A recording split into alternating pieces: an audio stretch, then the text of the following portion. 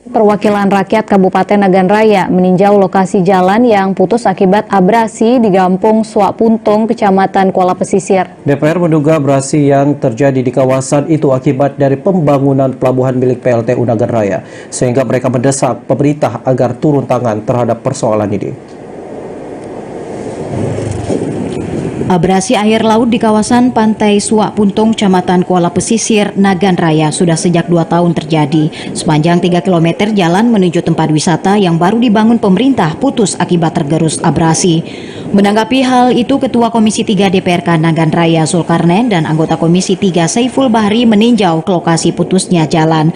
Menurut anggota DPRK, abrasi telah terjadi sejak dibangunnya pelabuhan bongkar muat milik PLTU 1 dan 2 Nagan Raya, dan hingga kini semakin parah karena selain merusak jalan, abrasi juga merusak sejumlah bangunan kafe milik warga.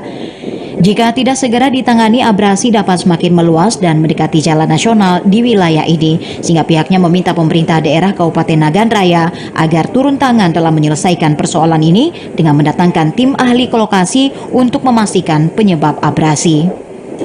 Abrasi itu diduga akibat pembangunan jeti PLTU 1-2. Namun demikian, pada kesempatan ini kita dari Komisi 3 DPRK Nagan Raya mendesak pihak pemerintah Kabupaten Nagan Raya untuk melakukan penelitian untuk dengan melibatkan ahli ya untuk memastikan penyebab daripada abrasi ini.